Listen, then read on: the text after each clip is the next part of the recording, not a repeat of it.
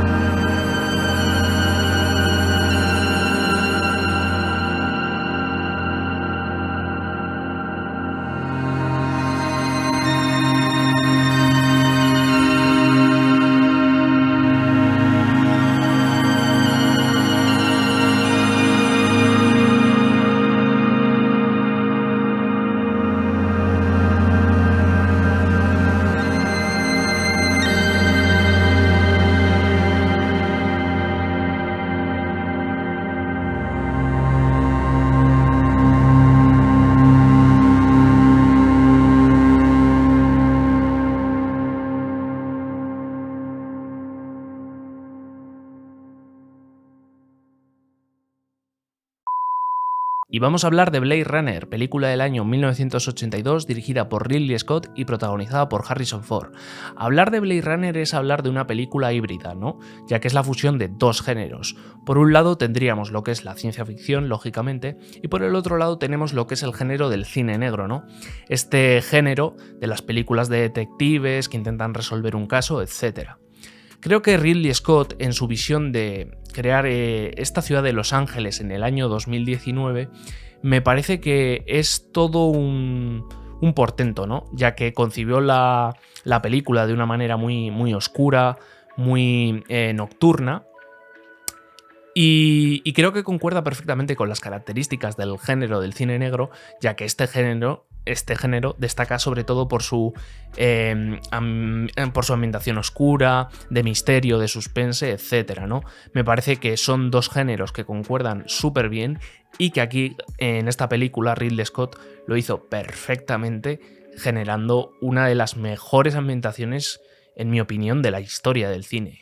También hay que decir que esta película está basada en una novela de un escritor súper mítico del siglo XX del género de la ciencia ficción, como es Philip K. Dick, y que aquí, esto lo he cogido de la habitación de mi hermano, que tiene el libro, que es la novela de Blade Runner, que en su título original se llama Sueñan los androides con ovejas eléctricas.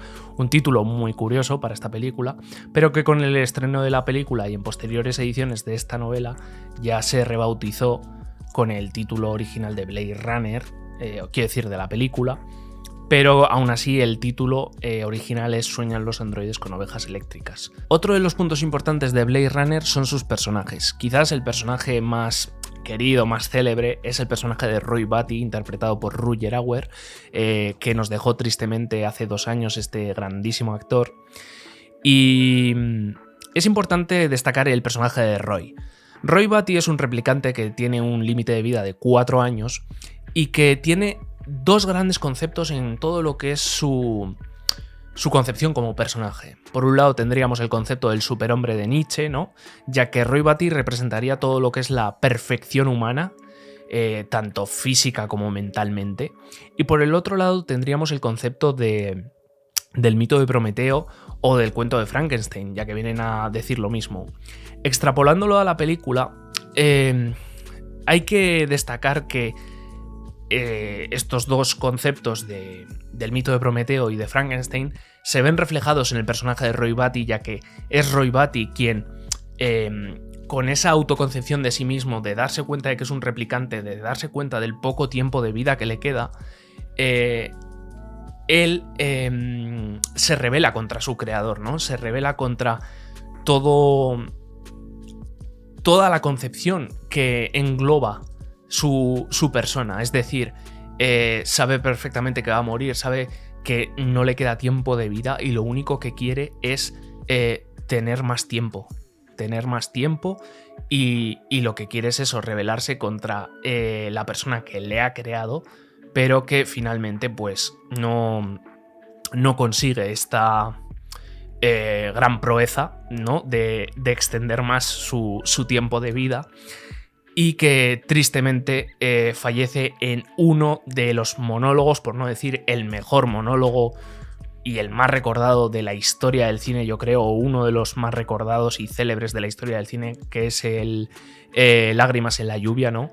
Ese monólogo que, si no me equivoco, creo que fue improvisación pura de Rutger Hauer, del actor, y que ha quedado como una de las mejores escenas de la historia del cine, ya no solo del género de la ciencia ficción, sino de la historia del cine, porque ese momento es súper recordado, es súper bonito, es la vida misma puesta en imágenes, y que creo que es de esos momentos irrepetibles dentro de lo que es la historia del cine. Por cierto, divagando ahora sobre todo el concepto del personaje de Roy Batty, me he dado cuenta de que yo creo que se basaron en Roy Batty para crear el personaje de Vivi del Final Fantasy IX, pedazo de juego, mi juego favorito, por cierto, para crear a este personaje, ya que guardan cierta relación porque tanto Vivi como Roy Batty tienen un tiempo limitado de vida y engloban mucho las características del existencialismo y demás, y yo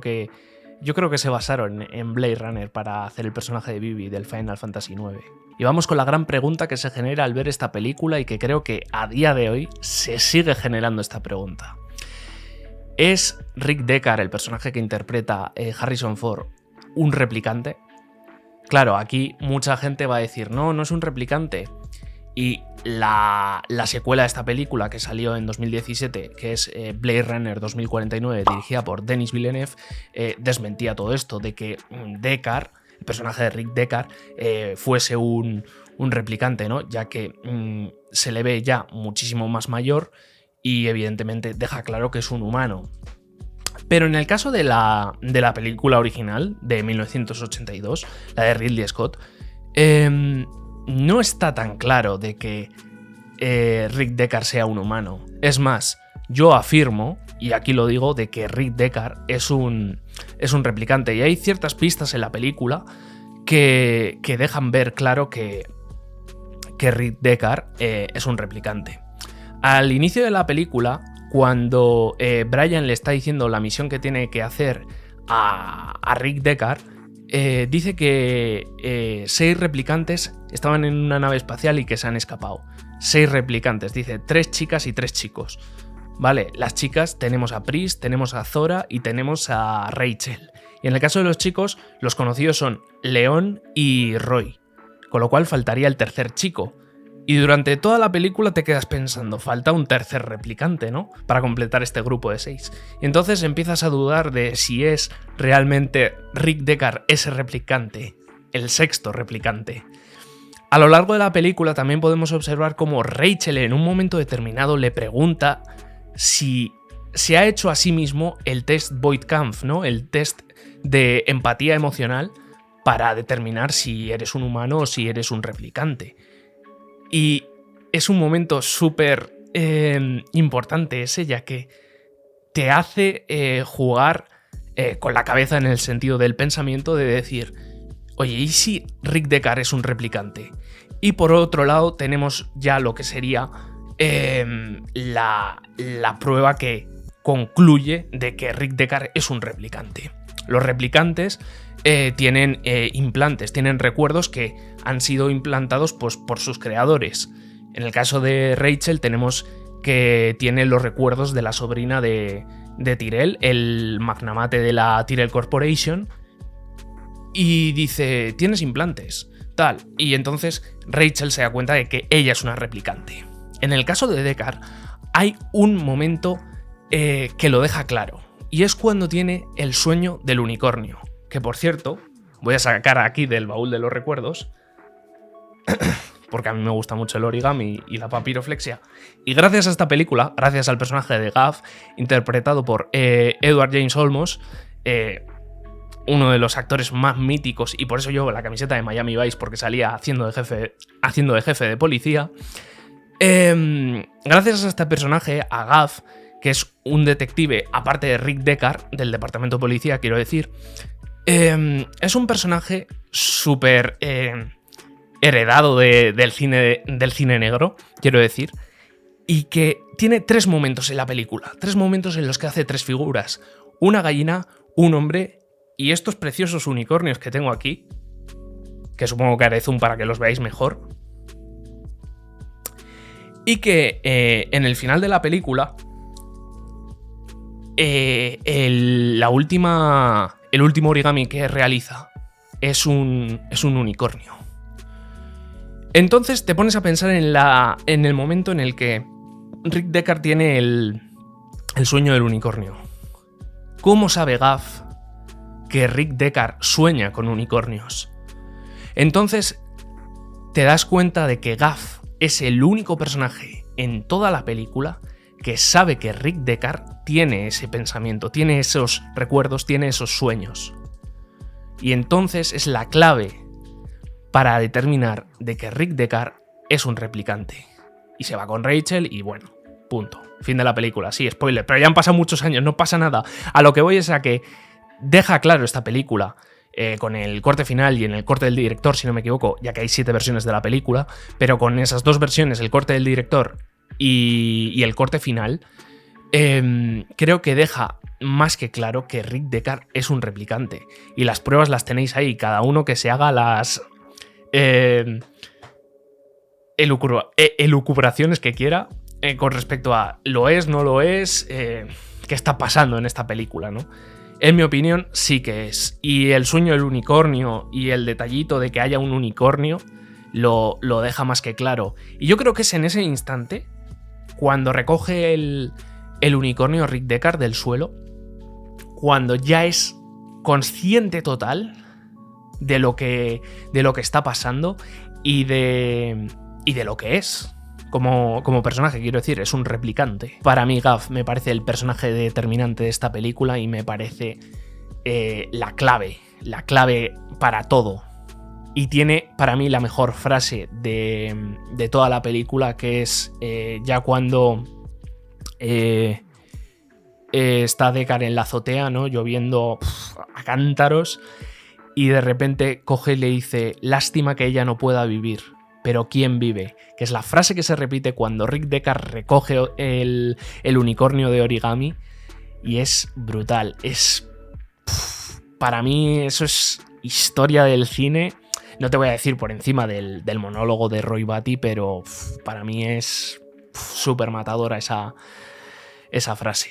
Aparte de la ambientación de esta película y de los pedazos de personajes que tiene, hay que hablar sí o sí de la banda sonora compuesta por Vangelis. Este vinilo, que lo he sacado de la colección de mi hermano, que es la banda sonora de Blade Runner, espero que se vea bien, yo creo que sí. Es una de las mejores bandas sonoras de la historia del cine, ya que creo que es una banda sonora que junta perfectamente dos estilos. Por un lado tendríamos lo que es la música electrónica, ¿no? Con todos estos sintetizadores. Y la otra cara, ¿no? Lo que sería la otra parte de esta fusión musical sería la música antigua de lo que son las antiguas civilizaciones.